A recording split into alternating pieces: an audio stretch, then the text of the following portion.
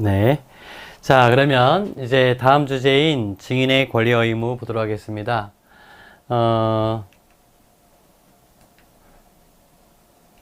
예. 증인은 일정한 소송법상의 일정한 권리와 의무가 있는데 그것이 뭐냐 이런 얘기가 되겠어요. 역시 큰 틀에서만 보시면 됩니다. 그래서 이거 세부적으로는 이제 객관식 문제로 많이 나오는데요. 먼저 소송법상의 의무로 보게 되면 3대 의무가 있죠. 출석 의무가 있고 선서 의무가 있고 증언 의무가 있죠. 그 내용입니다. 출석 의무, 선서 의무, 증언 의무가 있다. 그래서 먼저 출석 의무 이걸 전제가 되어야지 증인에 대해서 신문할 거 아니겠어요? 예. 자, 그 얘기인데요.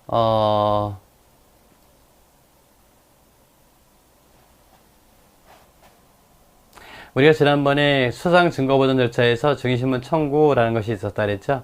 그 증인신문 청구라고 하는 것은 참고인 조사를 대신하는 거다. 참고인 조사는 임의수사이기 때문에 참고인 소환 통보를 받고도 출석 의무가 없어요. 그렇지만은 그러한 참고인을 증인으로 만들게 되면 증인은 출석 의무가 있기 때문에 보다 효과적인 증거 조사를 할 수 있게 되겠죠. 네. 그 방법이 나오니까 한번 읽어만 보시면 됩니다.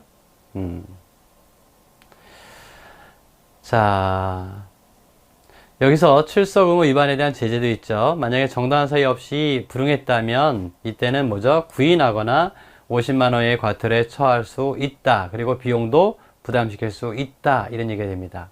그 다음에 선서 의무가 있어요. 선서. 잘 아시겠지만은 위증죄의 경고하에 준수할 것을 서약하는 것을 우리가 선서 의무라고 하는데요. 이거는 이제 증언의 진실성과 확실성을 담보하기 위해서 하는 거다. 선서 방법은 여기 나와 있는 것처럼 재판장은 선서 전에 위증의 죄를 경고해야 하고 선서서에 의해서 합니다. 또 여러 번 할 필요는 없겠고요. 반면에 선서 무능력자가 있어요. 선서 무능력자. 요거는 이제 법정으로 그 나이가 정해져 있죠. 만 16세 미만의 자와 선서의 취지를 이해하지 못하는 자에 대해서는 선서를 하게 하지 아니하고 신문해야 한다. 그래서 16세 미만자는 선서 안 해도 되고요. 또 16세 이상이라 하더라도 선서의 취지를 이해 못하는 그런 자에 대해서는 선서하지 않고도 신문합니다. 자, 그렇게 보시면 되겠고, 만약에 선서 무능력자임에도 불구하고 선서를 했다. 그랬을 경우에 그 증언 자체가 무효가 되느냐? 그런 건 아니고요. 선서만 무효가 된다. 선서만 무효니까 비록 위증했다 하더라도 위증죄로 벌하지 않는다. 이런 얘기 되겠어요. 선서 의무 위반에 대한 제재는 역시 마찬가지로 50만 원 이하의 과태료에 처할 수 있다는 거. 그 다음에 증언 의무도 있죠. 양심에 따라서 승인과 보탬 없이 증언할 의무가 있다. 이거는 법원법관뿐만 아니라 검사와 피고인, 변호인 신문에 대해서도 모두 인정되는 거고 주신문뿐만 아니라 반대신문에 대해서도 인정되는 거예요. 다만 이와 관련해서 증언 능력이라고 하는 것이 있었다 그랬죠.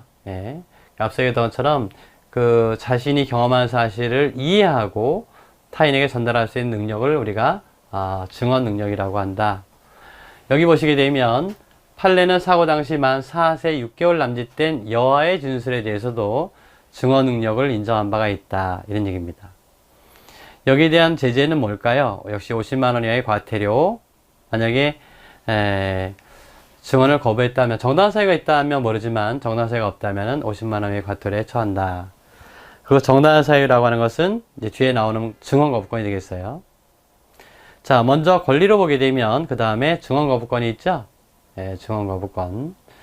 어느 때 증언 거부권이 있을까? 몇 가지 사유가 있는데 자기나 근친자의 형사 책임과 관련된 증언이다. 이럴 때 증언 거부권이 있죠.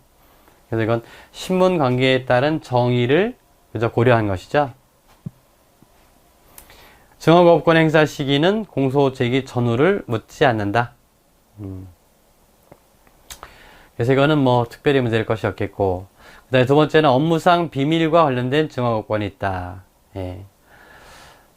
그래서 이런 업무상 비밀 관련된 증언 거부권인데요.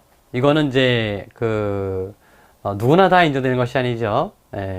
변호사 등에게 인정해 주는 거예요. 그래서 그걸 이제 알려주고요, 증언거부권을. 그래서 이런 증언거부권을 행사할 수 있는지 여부를 알려주게 되는 것이고, 그 다음에 증언거부권은 또 포기할 수 있느냐라고 하는 것인데요. 증언거부권을 포기하고 진술할 수도 있습니다. 일단 증언거부권을 포기하게 되면 자신이 경험한 바를 진실되게 증언해야 할 의무가 있게 되는 거죠. 그 다음에 비용 청구권이 있어요. 비용 청구권. 법정에 나와서 증언을 하려면 자신이 해야 될 일을 할 수가 없지 않습니까? 그래서 그에 따른 비용입니다. 그래서 일당과 여비 숙박료를 청구할 수 있다라고 하는 것이고요. 그 다음에 증인신문 조서에 대한 열람권을 갖고 있어요. 자기가 공판장에서 증인신문 과정에서 어떤 진술을 했는지를 알게 해주는 거죠. 그 다음에 신변보호 청구권과 비공개 청구권도 있습니다. 그래서 우리가 증인에 대한 보복범죄 이런 것이 있지 않습니까? 그래서 그에 따르는 거예요. 쭉쭉 한번 일만 보시면 됩니다. 우리가 주목할 것은 이 네 번째인데요. 이 증언거부권 행사가 314조 기타서에 해당되는가 이건데, 여러분들 지난번에 진술거부권 관련해서 이거 똑같은 내용이 있었어요. 그래서 314조라고 하는 것은 필요성과 특신상태를 요건으로 해서 312조와 313조에 해당되는 전문 증거의 증거 능력을 인정해주는 보충적 규정이 314조인데요. 이 진술불능, 즉 필요성과 관련된 진술불능의 사유로 기타라고 하는 것을 소개하고 있는데요. 즉 기타 사유로 진술할 수 없을 때 여기에 증언거부권 행사도 포함되느냐 이거죠. 종래 우리 판례는 이걸 인정하지 않았는데요. 우리 병현대 판례에서는 이 증언거부권도 기타 사유로 포함시킵니다. 왜 그러냐면 증언거부권은 분명히 권리인데 권리를 행사했음에도 불구하고 행사 효과가 없다? 이거 좀 이상하잖아요. 그래서 우리 판례는 전원합의체 판결을 통해서 견해를 변경해서 증언거부권 행사하여 증언을 거절한 경우를 제외하였다. 이는 군법보다 예외사유의 범위를 엄격하게 제한하고 있으며 형사소송법상에 일정한 사유가 있는 경우 증언거부권을 정당하게 행사할 수 있다는 점을 근거로 한다. 다시 말하면 증언거부권을 행사했을 때 그걸 가지고 유죄 증거로 삼을 수 있느냐, 진술불능을 볼 수 있느냐, 그렇게는 못 보겠다 이런 얘기죠. 그래서 증언거부권 행사하게 되면 결국은 당해 증인의 진술조서의 증거 능력은 인정할 수가 없게 되는 것이죠. 자, 그 다음에 23번은 범죄 피해자의 진술권 이런 내용인데요. 우리 지금 사실은 우리 개헌 논의가 있었죠. 그 개헌 논의 과정에서 여러 가지 새로운 기본권도 좀 논의가 되고 권력 구조도 논의가 되고 지난번에 치러졌던 지방선거와 같이 헌법 개정도 하자 이런 제안이 있었는데 결국은 뜻을 이루지 못했어요. 근데 지난 지금 현행 헌법 제9차 개정법이 되는데요. 여기에 보게 되면 형사 피해자의 재판 절차 진술권이라고 하는 것이 들어가게 됩니다. 이 형사 피해자의 재판 절차 진술권이라고 하는 것은 이른바 고소 사건의 경우 형사 피해자는 고소권을 갖고 있지 않습니까? 그 고소권을 갖고 있어서 그 고소권을 행사했는데 검사가 불처분을 했다. 그럼 불기처분하게 되면 재판 절차가 열리지 않는 거죠. 그래서 검사의 불기처분에 대해서 헌법소원을 청구했던 근거가 바로 형사 피해자의 재판 절차 진술권이라는 것입니다. 여기 나오는 것이 바로 그런 내용이에요. 근데 이건 이제 사실은 우리 형사소송법적인 측면도 물론 강합니다만은 워낙 헌법적인 요소가 강해요. 그래서 그 내용이 어떤 것인지만 좀 보시면 되겠고, 다만 이 형사피해자의 재판 절차 진술권이라고 하는 게 최근에는 많이 좀 완화됐다. 우리 헌법상으로 봤을 때는 많이 완화됐다. 왜 그러냐면은 우리 지난번에 말씀드렸던 형사피해자의 재판 절차 진술권과 관련해서는 헌법소원이 이루어져야 되는데 2007년도 형사소송법을 개정하면서 검사의 무기처분에 대한 규제 방법으로서 이른바 재정신청 제도를 활성화시켜 놨어요. 그러니까 헌법재판으로 하기 어렵죠. 그렇게 본다면 여기서 논의하는 것은 어떤 문제가 남는 거냐 하면 형사 피해자가 재판 절차에 실제 공판 절차에 열렸을 때 어떤 지위에서 진술할 거냐 이 문제가 남는 거죠. 그러면 우리가 앞서 얘기했던 것처럼 이러한 사안, 갑을 그 다음에 병이 이렇게 있을 때요. 이 을이 형사 피해자죠. 그 다음에 갑은 피의자였다가 피고인이 되겠죠? 그렇죠? 피고인이 됩니다. 그러면 피해자는 당사자가 아니에요. 그리고 피고인과 검사가 당사자거든요. 예, 그러면 을은 어떤 지위가 되겠습니까? 증인의 지위가 되는 거죠, 얘는요. 결과적으로 보게 되면 증인의 지위, 당사자 이위 제3자니까 증인의 지위가 되고, 그렇게 본다면 증인신문 절차에 따라서 형사피해자 재판 절차 진술권이 이루어지게 될 것입니다. 그런 내용이에요, 여러분들. 그래서 거기 법원의 진술권에 의해서 법원의 증거 채택 부분에 보시게 되면 예. 그래서 형사소송법 이건 헌법에 인정해 준 거거든요. 그래서 형사소송법은 명시적으로 법원의 증거 채택 의무를 부과하고 있다. 그래서 형사소송법 294조의 2죠.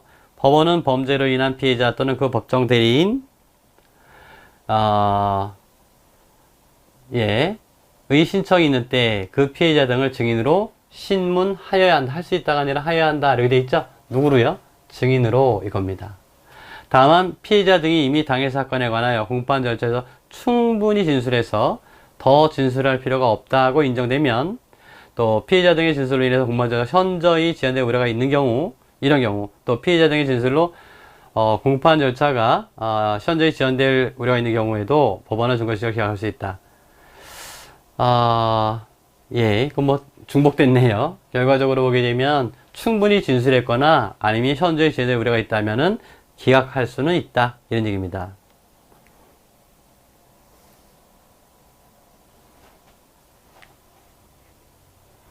규칙에는 좀 더 자세히 적여놨죠? 그죠?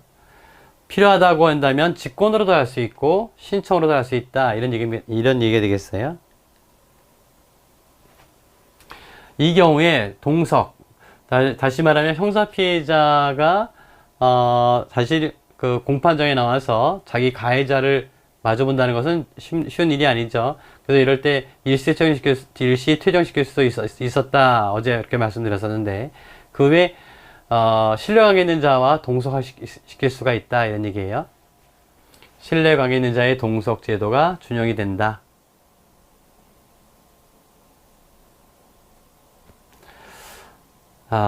그리고 이제 그 세부적인 절차에서는 재판장은 피해자 등의 의견 진술에 대해서 취지를 명확하게 하기 위해서 질문할 수 있고 설명을 촉구할 수도 있다. 예. 마찬가지로 검사나 피고인 또는 변호인은 재판장의 허가를 받아서 질문할 수 있다. 이런 얘기입니다. 이런 내용이니까요. 한번 쭉 읽어만 보시면 되겠습니다. 이 이하는 다시 앞에 있는 내용을 정리해 놓은 것에 불과합니다. 예. 그래서 요건은 만약에 단문 형태로 쓴다면 이런 거죠. 이런 요건의 절차는 증인신문 절차로 간다는 거. 그리고 그 진술의 비공개. 왜냐하면은 피해자의 사생활의 비밀이나 신변 보호를 위해서 필요하다라고 한다면 그 비공개 그 심리를 공개하지 않을 수 있다. 이런 얘기예요. 그 다음에 범죄 피해자 등의 공판기로 연락 누사권을 갖고 있다. 나중에 피해자가 공판장에서 내가 어떤 짓을 했는지 그걸 확인하기 위해서죠. 그래서 소송 기록의 열람 또는 등사를 재판장에게 신청할 수 있다. 만약에 재판장이 필요하다고 인정하게 되면 정당한 사유가 있는 경우 범죄의 성질, 심리의 상황 이런 것들인데요. 열람이나 등사를 허가할 수가 있다. 이 내용도 한번 읽어만 보시면 되겠습니다.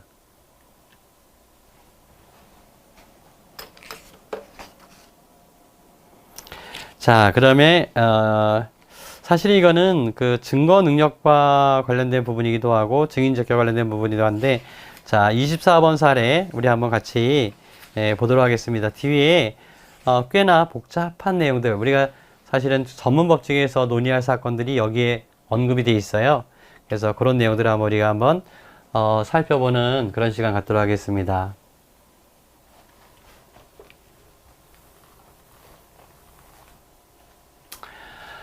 자, 한번 같이 설문을 보죠. 갑과 을은 피해자 A가 쓰레기에 비틀거리는 광경을 목격하고 A를 폭행해서 육주의 상해를 입게 하고 A의 바지 주머니에서 지갑을 꺼내 10만원권 수표 한 장을 빼앗아가는 범행을 저질렀다.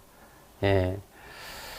자, 강도죠. A는 2명으로부터 강도를 당했다고 신고하였고 갑이 주점에서 위수표를 사용한 사실이 발각되었고 그래서 갑은 경찰 및 검찰 수사 과정에서 일관되게 길을 가다가 넘어진 A와 그 옆에 떨어진 지갑을 보게 되었고 그 지갑에서 수표를 꺼내갔을 뿐이다.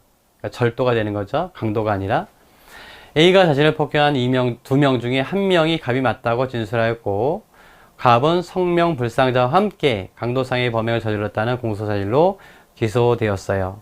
자, 이런 사안에서 갑이 기소된 직후 검사는 이 범행 당시 갑이 을과 함께 있었다는 사실을 밝혀내고 을을 소환 조사하여 을로부터 위와 같은 범행 내용 일체를 자백받고 여기 자백받았어요.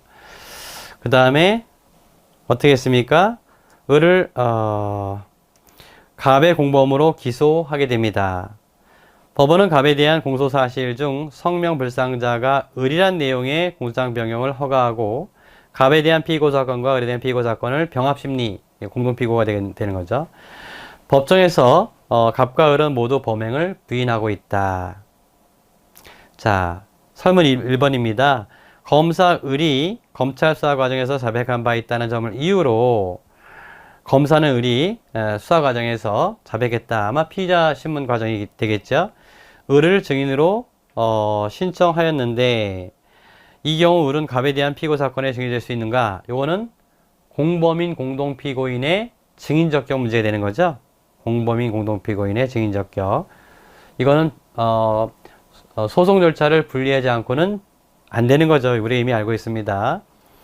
갑에 대한 피고 사건과 을에 대한 피고 사건에서 검사 작성 을에 대한 피의자 신문조서의 증거 능력에 대해서 설명하시오. 이게 이제 검사 작성 피의자 신문조서 312조 1, 2항입니다. 이것이. 예. 그래서 갑에 대한 피고 사건과 을에 대한 피고 사건에서 을에 대한 피의자 신문조서의 증거 능력이 뭐냐? 좀 이따 다시 말씀드리겠습니다만, 그러니까 이것은 공범인 공동피고인의 피의자 신문조서를 을 피고 사건에서는 자기 자신에 대한 피의자 신문조서가 되는데 갑에 대해서는 이걸 피의자 신문조서로 봐야 되는지 참고인 진술조서로 봐야 되는지, 즉 312조 1, 2항을 적용해야 되는지 312조 제4항을 적용해야 되는지가 문제되는 그런 내용이 됩니다. 먼저 갑에 대한 피고 사건이 유죄로 확정된 다음에 검사는 이 범행 당시 갑이 을과 함께 있었다는 사실을 밝혀내고 을을 조사하였으나 을은 일관되게 범행을 부인하였고 이제 사건을 달리했네요. 피해자 A는 갑 이외의 다른 한 명은 기억하지 못한다고 진술하였다. 검사는 을이 갑의 공범임을 확신하고 을을 갑과 함께 강도상의 범행을 저질렀다는 공소사실로 기소하였습니다. 을은 법정에서도 범행을 일체 부인하고 있어요. 여기서 1번 검사는 갑을 증인으로 신청했는데 이 경우 갑은 을에 대한 피고 사건에서 증언 거부권이 있느냐? 예. 갑은 이미 유죄로 확정됐어요. 만약에 증언 거부권, 우리가 앞서 봤던 것처럼 자기나 친족, 자기 범죄에 대해서 형사상 불리한 재판을 받을 우려가 있다면 증언 거부권을 행사할 수 있겠죠. 그런데 갑은 이미 갑 피고 사건에 대해서 유죄로 확정됐거든요. 더 이상 불리해질 게 없죠. 이거는 이제 기판력이 인정되기 때문에. 그렇게 본다면 1은 증언 거부권 행사할 수 없다고 봐야 될 것 같습니다. 2번 증인으로 출석한 갑은 선서한 다음에 자신의 강도상의 범행을 저지른 사실조차 없다고 증언하였다. 이 경우 갑이 위증죄로 처벌될 수 있는가? 우리가 선서한 사람이 사실과 다른 진술을 했다면 위증죄로 처벌할 수 있는데 지금 갑은 유죄 판결이 확정되지 않았어요? 유죄 판결이 확정된 자가 선서하고 사실과 다른 짓을 했을 때도 위증죄의 벌을 받느냐 이런 얘기예요.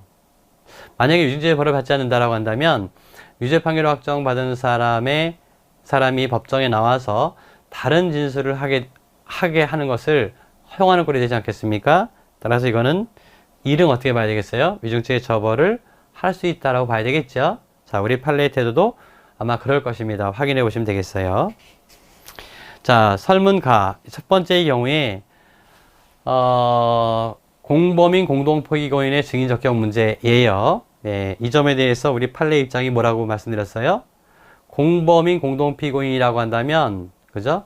예, 변론을, 소송조차를 분리하지 않고는, 예, 왜냐하면 피고인은 뭐를 갖고 있습니까? 원칙적으로 당사자가 아니고, 제3자가 아니고, 진술거부권을 갖고 있거든요. 그래서 피고인의 지위를 내려놓게 해야 됩니다. 그래서 소송조차를 분리시켜 놔야 되는 거죠. 자, 이건 간단하게 보도록 하겠습니다. 우리가 봤기 때문에. 결국 판례는, 이거는 공범이 아닌 공동피고인이죠. 이때는 증인 적격이 있다. 이건 문제가 없고요.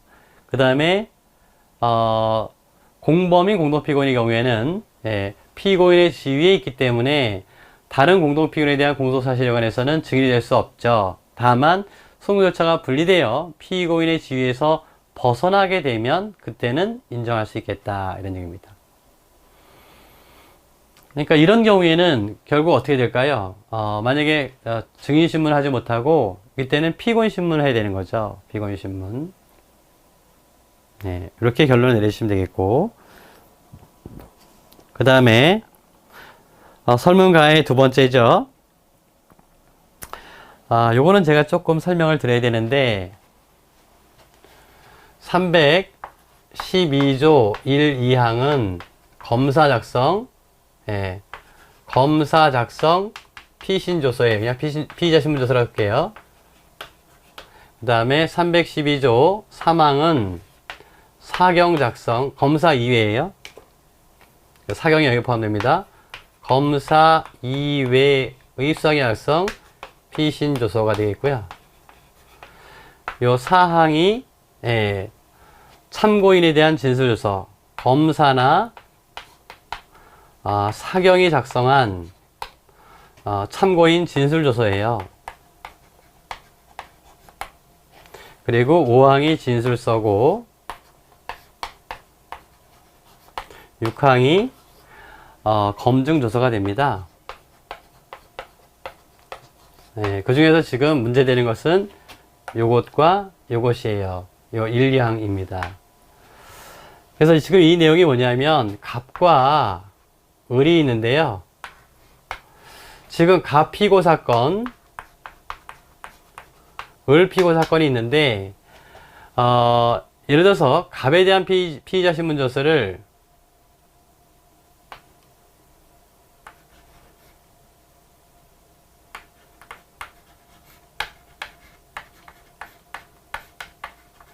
이거를 만약에 갑 사건에 쓴다면은 이거는 당연히 312조 1, 2항이 됩니다. 근데 이 갑에 대한 피신조서를 을 사건의 증거로 쓰려고 한다면 어떻게 될 거냐 이런 얘기죠. 요 사안에는 반대가 됐나요? 네, 그런 얘기가 됩니다. 그럼 이거는 똑같이 볼 수가 없다는 거죠. 이렇게 쓴다면은 312조 1, 2항이에요. 312조 1, 2항은 뭐냐면은 적법한 절차와 방식에 따라서 작성돼야 되겠고, 그 다음에 성립의 진정이 인정돼야 되겠고, 그 다음에 특신 상태가 인정돼야 됩니다. 그 다음에 사망 같은 경우에는 당연히 적법한 절차와 방식에 따라서 작성돼야 되겠고 내용이 인정돼야 돼요. 이때는 적법한 절차와 방식에 따라서 작성돼야 되겠고 그 다음에 성립의 진정이 인정돼야 되겠고 반대 신문권이 보장돼야 되겠고 그 다음에 특신 상태가 인정돼야 됩니다. 이런 내용이에요. 지금 여기서 논의하는 것은 이 사건에서 요거는 이제 이 사례와 상관없이요. 갑에 대한 피의자 신문조서를 을 사건에 쓸 때 그러면 이 적용 조항이 312조 1, 2항에 의해서 적법한 절차와 성립의 진정, 특징 상태만 요건을 할 거냐 아니면은 사항으로 가서 반대 신문권이라고 하는 것을 보장해 줘야 될 것이냐 이 문제가 되겠어요. 결론을 말씀드리면 검사학성 피의자 신문조서는 공범인 공동피고인의 검사학성 피의자 신문조서는 312조 사항으로 갑니다. 즉 참고인 진술조서로 가는 거예요. 아시겠죠? 예, 일단 그렇게만 기억해 주시기 바랍니다. 그래서 거기 공범인 공동피고인이 검사학성 피의자 신문조서의 증거 능력에서 적용 규정이 뭐냐 이게 먼저 나오는데 이것은 312조 1, 2항이냐 아니면 4항이냐의 문제예요. 결론적으로 말씀드리면은 뭐가 된다 그랬어요? 사항으로 간다. 예. 그래서 312조 1, 2항은 피고인 자신만을 의미하는 거예요. 자기. 예, 피고인 자신만을. 그래서 피고인 이외의 다른 사람에게, 내가 아닌 다른 사람에게, 공범이라 하더라도 다른 사람의 증거로 쓰려면은 이건 참고인 진술조서로 보게 됩니다. 그 이유가 뭘까요? 예, 공범 간에도 책임을 전가할 위험이 있기 때문에 공범인 을에게도 뭐를 인정해 줘야 돼요? 반대 신문을 통해서 갑에 대한 피의자 신문조서에 오류가 있는 거냐, 이 책임 전가 부분을 밝혀내야 되겠죠. 그렇지 않고 갑이 진술한 대로 책임을 다 떠넘겨놨는데 을에게 그대로 증거로 쓴다면 을이 불리한 거 아니에요? 그죠? 그 요건, 310조 제4항의 요건은 4가지였다라고 하는 거, 요거는 여러분들 나중에 다시 한번 말씀드릴 테니까 한번 봐두세요. 네, 결국 핵심은 반대신문권을 보장해 줘야 된다라는 것입니다. 결과적으로 이 두 번째 질문이 어떤 거였느냐 하면은 검사 작성 을에 대한 피의자 신문조서의 증거 능력, 갑에 대한 피고 사건과 을에 대한 피고 사건이니까 이 설문에 써보게 되면 그런 내용이 좀 나와 있죠. 그 앞부분에 보시게 되면은 갑이 어떻게 됐어요? 예, 수사 단계에서는 예, 갑에 대한 피고 사건의 병합 심리하게 되는 그 앞에 보게 되면은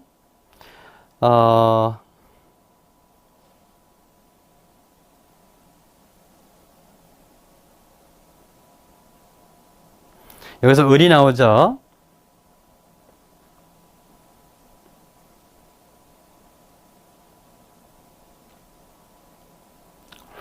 그 법정에서는 뭐라고 되어 있냐면은 그 가 부분에 보시게 되면 을을 소환 조사해서 을로부터 위와 같은 범행 내용 일체를 자백받고 이렇게 돼 있죠. 이게 분명히 피의자 신문조서에 나와 있을 겁니다.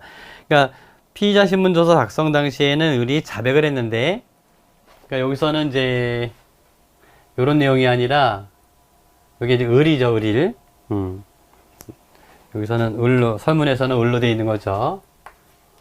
그러면 이제 을은 요거는 이제 자기 자신에 대한 것이니까 요거는 1, 2항이 되는 거고, 요거는 4항이 된다, 이렇게 결론 내리시면 되겠어요. 을에 대한 피의자 신문조서의 증거 능력인데 이거는 성립의 진정을 인정해야 돼요. 성립의 진정이라고 하는 것은 을에 대해서는 성립의 진정이 인정돼야 되고 갑에 대해서는 반대 신문권이 보장돼야 됩니다. 그런데 성립의 진정이라고 하는 것은 내가 진술한 대로 기재되어 있다라는 거 하는 것이에요. 근데 거기 보시게 되면 어떻게 되어 있느냐, 수사 단계에서는 범행 내용 일체를 자백했는데 공판당의 법정에서는 갑과 을 모두 범행을 부인했다. 범행을 부인했다면 그런 두 가지가 있을 수 있어요. 그 피의자 신문조서에 기재되어 있는 내용은 내가 진술한 대로 기재된 건 맞는데 사실은 아니다, 이렇게도 얘기할 수 있을 거고, 또 하나는 만약에 범행을 부인했다면 그런 피의자 신문조서에 기재되어 있는 내용이 자기가 진술한 대로 기재되었다라고 얘기할 수 있겠느냐, 이 얘기예요. 이 두 가지가 되는 거죠. 이 설문만 가지고는 명확하지는 않습니다, 그 부분은. 그래서 그 부분에 대한 판단을 해보면 되겠는데요. 자, 그래서 먼저 사안의 경우 거길 보시게 되면 원 진술자 을이 법정에서 내용을 부인하고 있는데 실질적 준용 성립이 인정하고 상피고인 갑에게 반대 신문의 기회가 주어진다면 갑에 대한 사건에서 을의 검사작성 피의자 신문조서는 증거 능력이 인정된다. 반대 신문의 기회는 을이 병합 심리 중에 있어 중신문의 방식으로 불가능하고 피고인 신문 방식에 의해야 할 것이다. 이렇게 설명해 놨어요. 자, 이 얘기는 무슨 얘기냐면은 여기서 갑 사건에 대해서는 요 얘기가 되는 거죠. 사항이니까 성립의 진정을 인정해 줘야 되는데 그 성립의 진정은 을이어야 됩니다. 근데 이 관계가 앞서 제가 말씀드렸듯이 확실치가 않다. 성립의 진정이라고 하는 것은 피의자 신문조서에 기재되어 있는 내용이 내가 피의자 신문 과정에서 진술한 대로 기재되어 있습니다 라는 뜻이거든요. 그런데 이 설문 어디에도 그런 내용은 없어요. 그런 내용은 없고 범행 일체를 부인했다, 이것만 나와 있거든요. 그러니까 범행을 부인한 사람이 그러면 피의자 신문 과정에서는 피의자 신문조서에 기재된 대로 진술을 할 수는 있는 거 아닙니까? 근데 그 말이 거짓이었어요, 이런 얘기도 할 수 있지 않습니까? 예. 그것이 확실치 않으니까 이건 가정적 판단할 수밖에 없습니다. 또 자기 자신에 대해서는 역시 마찬가지로 을에 대해서는 어떻게 봐야 되겠어요? 을에 대해서는 성립의 진정과 그 다음에 특신 상태 요건을 하게 되는데, 여기서 특신 상태를 특히 신빙할 수 있는 상태하에서 작성할 것 이건데, 이 설문 자체에서는 뭐 협박을 가했다거나 아니면 뭐 잠을 재우지 않았다거나 이렇게 특신 상태를 의심하게 할 만한 사정은 보이지 않거든요. 그래서 문제는 결국은 핵심은 성립의 진정이에요. 역시 이것도 앞서 말씀드렸듯이 확실치가 않은 거죠. 을은 검찰 조사 과정에서 범행 사실을 자백했으나 법정에서는 이를 부인하고 있는데, 피신 조서의 실적 진술 성립에 대해 인정한다면 가정한 거죠. 을의 검사학생 피의자 신문 조서는 증거 능력이 인정된다. 반면에 을이 실질적 진술 성립을 부인한다 하더라도 피고인이 진술한 내용과 동일하게 되어 있는 영상 녹화본이나 그 밖의 객관적 방법에 의해 증명이 된다면 을의 법정에서의 부인에도 불구하고 증거 능력이 있는다. 이게 바로 2항에 나와 있는 거예요. 성립의 진정을 부인하니까 그러면 영상 녹화라고 하는 것이 가능하지 않습니까? 영상 녹화물 등으로 대신하는 거예요. 그러면 네가 피의자 신문 과정에서 어떤 진술을 했는지를 한번 알아보자. 그죠? 그거를 통해서 피의자 신문 조서에 되어 있는 내용과 영상 녹화물에 대한 내용이 같다면, 그러면 성립의 진정을 인정할 수 있게 되는 거예요. 그래서 결론적으로 을의 검사학성 피의자 신문조서는 을이 법정에서 내용을 부인한다 하더라도 실적 진술 성립이 인정되고 반대 신문의 기회가 부여된다면 갑에 대한 피고 사건에 대해서 증거 능력이 있다. 또 을의 검사학성 피의자 신문조서는 310조 1항의 요건을 충족한다면 을에 대한 피고 사건에 대해서 증거 능력이 있다. 여기서 왜 다 가정적인 판단할 수밖에 없었냐 하면은 설문 자체가 분명하지 않기 때문에 그렇다, 이런 얘기입니다. 자, 반면에 이제 설문 나의 경우인데요. 나번의 경우에는 다른 내용이 아니라 갑은 이미 유죄 판결이 확정된 거죠. 그럴 때 을에게 차후에 기소된 을에 대해서 나온 내용이죠. 첫 번째로 증언 거부권이 있느냐, 갑에게 증언 거부권이 있느냐.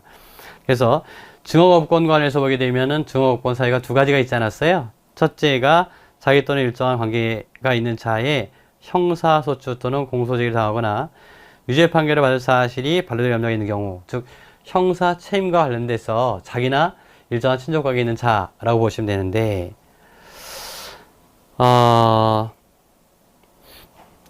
이 사안의 경우에 보게 되면 이 사람은 지금 유죄 판결이 당해 사건에 대해서 유죄 판결이 이미 확정되어 있거든요. 유죄 판결이 확정됐기 때문에 그 공범 사건에 대해서 더 불리한 재판을 받을 염려가 없는 거죠. 예. 따라서 증언 거부권에 해당 사유가 없다. 증언 거부권에 해당되는 사유가 존재하지 않으므로 증언 거부권이 인정되지 않는다, 이런 얘기예요. 그 다음에 두 번째로는 위증죄가 성립할 수 있느냐 문제인데, 예. 당연히 자기는 유죄 판결이 확정됐고 그러니까 거기에 따른 형사 책임을 지겠죠. 근데 또 다른 죄예요. 이거는 자기의 경험한 사실과 다른 사실을, 다른 진술을 하는 거, 그게 위증 아닙니까? 그렇기 때문에 이건 또 다른 범죄고, 또 다른 범죄라고 한다면 비록 그가 유죄 판결이 확정된 자라 하더라도 위증죄를 피할 방법은 없는 거죠. 그렇게 봐야 되는 거죠. 그래서 우리 대법원도 자신의 강도상의 범행을 일관되게 부인하였으나 유죄 판결이 확정된 피고인이 별건으로 기소된 공범의 형사사건에서 자신이 범행 사실을 부인하는 증언한 사안에서 피고인에게 사실대로 진술할 기재 가능성이 있으므로 위증죄가 성립한다고 판단했다, 이런 얘기입니다. 자, 그래서 이거는 위증죄가 성립이 된다, 이렇게 보시면 되겠어요. 그래서 이 문제는 조금 우리가 앞서간 건데 어차피 우리가 공부할 내용이니까 한번 정리를 미리 한번 해두시면 좋겠습니다.